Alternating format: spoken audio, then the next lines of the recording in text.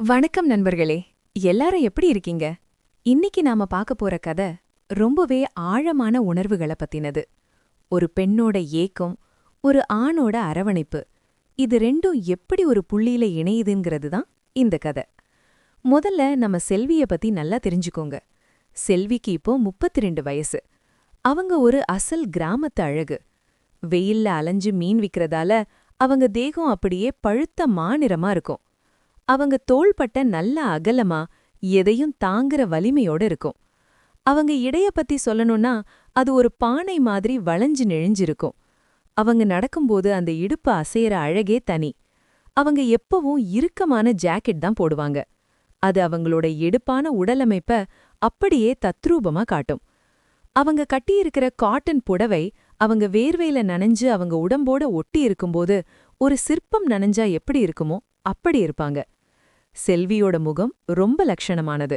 எடுப்பான மூக்கு, அதுல ஒரு சின்ன மூக்குத்தி மின்னும். அவங்க கண்ணுல எப்பவும் ஒரு தாகம் இருக்கும். அது அன்பிற்கான தாகம். அவங்க கூந்தல அள்ளி முடிஞ்சு ஒரு கொண்ட போட்டு அதுல ஒரு முழம் மல்லிகை பூவை சுத்தியிருப்பாங்க. அந்த பூவோட வாசம் அவங்க மேல இருக்கிற அந்த உழைப்போட வாசத்தோட கலந்து ஒரு விதமான காந்த சக்திய உண்டாக்கும். அடுத்ததா நம்ம பேங்க் மேனேஜர் அருண். 35 வயசு. நல்ல ஜிம்முக்கு போய் உடம்பை ஏத்தின மாதிரி திண்ணென்ற தோள்களும் தட்டையான வயிறும் இருக்கும். அவரு எப்பவும் இன் பண்ணி நீட்டா ட்ரெஸ் பண்ணுவாரு.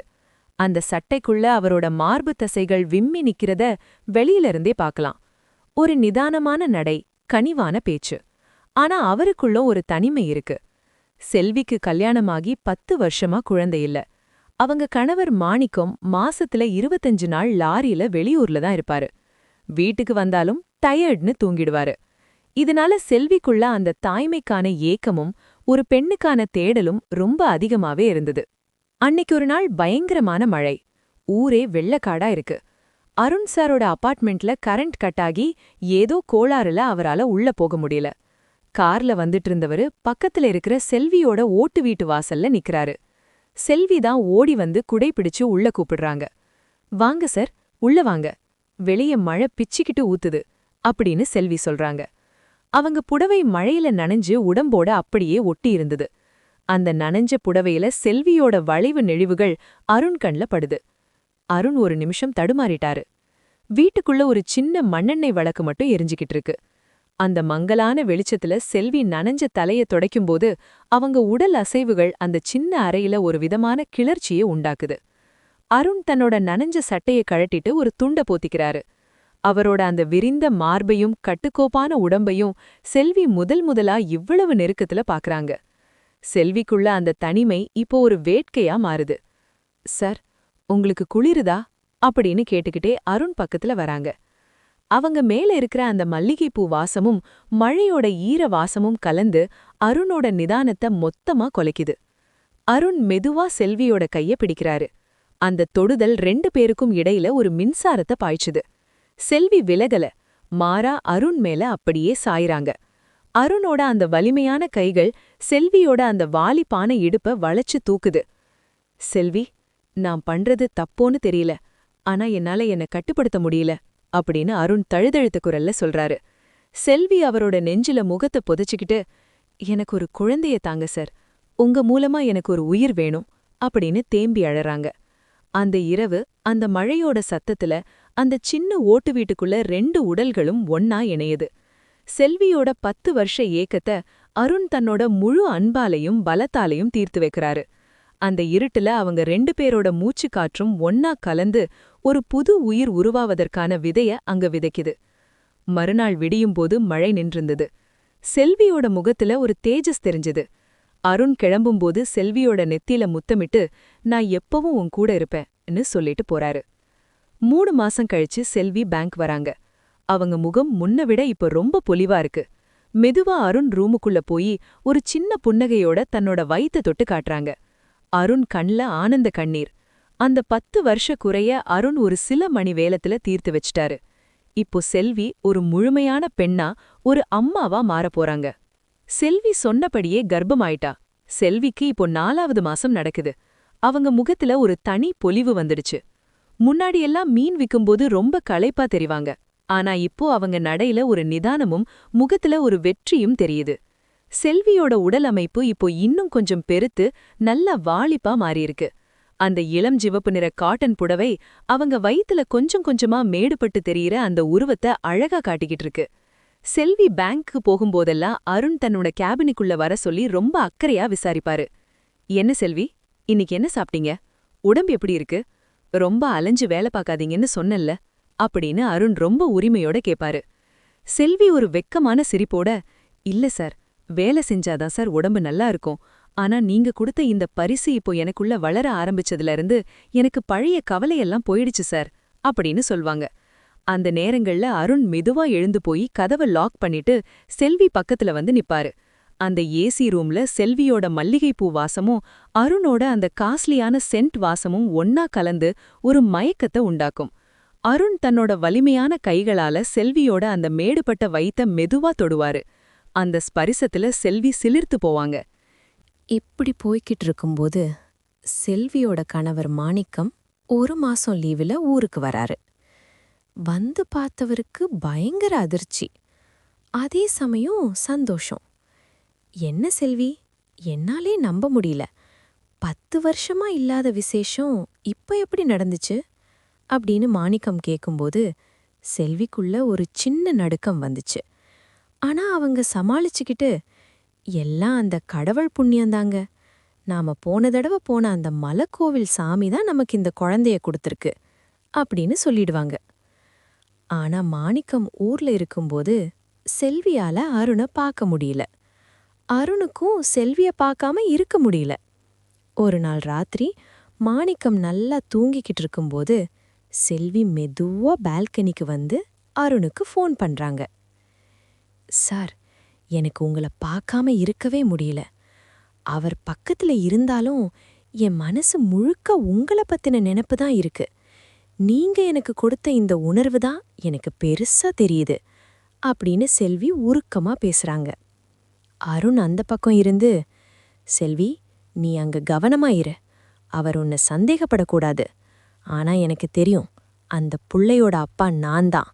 அந்த உரிமை எனக்கு என்னைக்குமே இருக்கும் அப்படின்னு ஒரு உறுதியான குரல்ல சொல்றாரு. சில நாட்கள் கழிச்சு மாணிக்கம் திரும்பவும் வேலைக்கு கிளம்புறாரு. செல்விக்கு இப்போ ஒரு சுதந்திரம் கிடைச்சது. ஆனா அருண் இப்போ ஒரு முடிவு பண்றாரு. செல்விய வெறும் ஒரு மீன் வியாபாரியா மட்டும் பார்க்காம அவங்களுக்கு ஒரு பாதுகாப்பான வாழ்க்கையை அமைச்சு தரணும்னு நினைக்கிறாரு. அருண் செல்வி கிட்ட பேசுறாரு. செல்வி, நீ இனிமே தெரு தெருவா அலைஞ்சு மீன் விற்க கூடாது. உனக்கு ஒரு சின்ன கடை நானே வச்சு தரேன். நீ அங்க உட்காந்து வியாபாரம் பண்ணு. உன்னோட இந்த தளர்வான நேரத்துல உனக்கு ஓய்வு ரொம்ப முக்கியம் அப்படின்னு சொல்றாரு. செல்வியோட கண்கள்ல கண்ணீர் முட்டுது. நீங்க ஏன் சார் என் மேல இவ்ளோ அக்கறை காட்டுறீங்க? அருண் செல்வியோட முகத்தை நிமித்தி, ஏன்னா நீ சுமந்துட்டு இருக்கிறது என் வம்சம். அது ஆரோக்கியமா பிறக்கணும். அதுக்கு நான் என்ன வேணா செய்வேன் அப்படின்னு சொல்லி அவங்கள அப்படியே அணைச்சிக்கிறாரு. அந்த அணைப்புல ஒரு அதிகாரமும் இருந்தது, அதே சமயம் ஒரு ஆழ்ந்த காதலும் இருந்தது. செல்வி இப்போ வெறும் மீன் விற்கும் பெண் இல்ல, அவங்க அருணோட மனசுக்கு பிடிச்ச ராணி. அவங்க 2 பேருக்கும் இடையில இருந்த அந்த ரகசிய உறவு இப்போ ஒரு அழகான எதிர்காலத்தை நோக்கி போய்கிட்டு இருக்கு. அருண் செல்விக்கு ஒரு சின்ன மீன் கடை வச்சு கொடுக்கறாரு. அருண் சார் வச்சு கொடுத்த அந்த கடை ஒரு ஒதுக்குப்புறமான இடத்துல இருந்தது. கடையோட பின்னாடி ஒரு சின்ன ஓய்வறை மாதிரி செல்வி தயார் பண்ணி வச்சிருந்தாங்க. அன்னிக்கு மதியம் நல்ல வெயில். மார்க்கெட்ல கூட்டம் கம்மியா இருந்தது. செல்வி ஒரு இளம் நீல நிற காட்டன் புடவை கட்டியிருந்தாங்க. அந்த புடவை அவங்க இப்ப கொஞ்சம் பூரிச்சிருக்கிற உடல்வாகுக்கு அப்படியே கச்சிதமா இருந்தது. அருண் சார் கார்ல வந்து இறங்குறாரு. கடையோட ஷட்டரை பாதி மூடிட்டு செல்வி உள்ள இருக்காங்க. அருண் உள்ள வந்ததும் செல்வி ஒரு மெல்லிய சிரிப்போட அவரை வரவேற்கிறாங்க. என்ன செல்வி, இன்னைக்கு ரொம்ப அழகா இருக்கீங்க அப்படின்னு அருண் கேட்கும்போது அவங்க முகத்துல ஒரு நாணம். அருண் மெதுவா செல்வி பக்கத்துல போறாரு. அந்த சின்ன அறையில மீன் வாசனை இல்லாம செல்வி போட்டிருந்த சந்தன சோப்போட வாசமும் அவங்க கூந்தல்ல இருந்த மல்லிகைப்பூ வாசமும் கும்முன்னு அடிக்குது. அருண் செல்வியோட இடையில கை வச்சு அவங்கள அப்படியே தன் பக்கமா இழுக்கறாரு. செல்விக்கு மூச்சு வாங்குது. சார், யாராவது வந்துட போறாங்க அப்படின்னு மெதுவா சொன்னாலும் அவங்க கைய அருணோட அந்த வலிமையான தோள்களை பிடிச்சுக்கிட்டு இருக்கு. அருண் செல்வியோட கழுத்துல முகத்தை புதைச்சு அந்த இதமான சூட்ட அனுபவிக்கிறாரு. செல்வியோட அந்த வாலிப்பான தேகம் அருணோட அணைப்புல அப்படியே உருகி போயிடுது. அந்த நேரத்துல வெளியில கேட்கிற எந்த சத்தமும் அவங்க காதுல விழல. அவங்க 2 பேரோட உணர்வுகளும் அந்த அறையில ஒன்னா கலக்குது. இப்படி அவங்க 2 பேரும் நெருக்கமா இருக்கிறப்போ திடீர்னு கடையோட ஷட்டர் மெதுவா தட்டப்படுது. 2 பேரும் பதறி போய் விலகுறாங்க. செல்வி புடவைய சரி பண்ணிட்டு போய் பார்த்தா அங்க நிக்கிறது ராணி. ராணி செல்வியோட நெருங்கிய தோழி. அவளும் மீன் வியாபாரம் தான் பண்றா. ஆனா அவளுக்கு செல்வி மேல ஒரு கண்ணு எப்பவும் உண்டு. செல்வி எப்படி இவ்வளவு சீக்கிரம் ஒரு கடை வச்சாங்க, எப்படி அவங்க முகம் இவ்வளவு பொலிவா இருக்குன்னு அவளுக்கு ஒரு சந்தேகம். ராணி உள்ள வராரு. அங்க அருண் சார பார்த்ததும் அவளுக்கு எல்லாம் புரிஞ்சிடுச்சு. ஆனா அவ பயப்படல. மாறா ஒரு விதமான சிரிப்போட செல்விய பாக்கறா. என்ன செல்வி, பேங்க் மேனேஜர் கூட என்ன பேச்சு வேண்டியிருக்கு அப்படின்னு ராணி ஒரு மாதிரி இழுத்து பேசுறா. செல்விக்கு என்ன சொல்றதுன்னே தெரியல. ஆனா அருண் நிதானமா, செல்விக்கு கடனை பத்தி சில ஆலோசனைகள் கொடுத்துட்டு இருந்தேன் அப்படின்னு சொல்றாரு. ராணி ஒரு படி மேல போய் அருண் சார் கிட்ட நெருங்கி வந்து, எனக்கும் சில ஆலோசனைகள் தேவைப்படுது சார், எனக்கும் ஒரு கடை வைக்கணும் தான் ஆசைதான் அப்படின்னு அவரோட கண்ணை பார்த்து பேசுறா. ராணியும் ஒரு கட்டுக்கோப்பான உடல்வாகு கொண்டவள்தான். அவளோட அந்த துணிச்சலான பேச்சு அருணுக்கு ஒரு விதமான அதிர்ச்சிய தந்தாலும் ஒரு ஆண்மைக்குரிய ஈர்ப்ப உண்டாக்குது. செல்விக்கு தன்னோட ரகசியம் ராணிக்கு தெரிஞ்சிடுச்சேன்னு பயம். ஆனா ராணி அத ஒரு வால்பா மாத்திக்கிறா. செல்வி, நீ எதுக்கும் கவலைப்படாத. நாம 2 பேரும் தோழிகள் தானே. இந்த மேனேஜர் சார் நம்ம 2 பேருக்கும் உதவுவாரு அப்படின்னு சொல்றா. அந்த மதியம் அந்த சின்ன அறைக்குள்ள ஒரு விசித்திரமான சூழல் உருவாகுது. செல்வி ஒரு பக்கம், ராணி ஒரு பக்கம். அருண் அந்த 2 பெண்களோட மத்தியில மாட்டிக்கிட்டாரு. ஆனா அந்த சூழல் அவருக்கு ஒரு புதிய கிளர்ச்சிய தருது. செல்வியோட அந்த மென்மையான அன்பும் ராணியோட அந்த துணிச்சலான வேகமும் அருண ஒரு புதிய உலகத்திட்டு கூட்டிட்டு போகுது. அன்னிக்கு அந்த அறையில ஒரு ரகசியம் 3 பேருக்குள்ளேயும் பகிரப்படுது. செல்வியோட கர்ப்பத்துக்கு காரணமான அருண் இப்போ ராணிக்கும் ஒரு ஆதாரமா மாறப்போறாரு. அந்த இரவு அந்த 3 உடல்களும் ஒரு புதிய பிணைப்ப உண்டாக்கிக்கிறாங்க.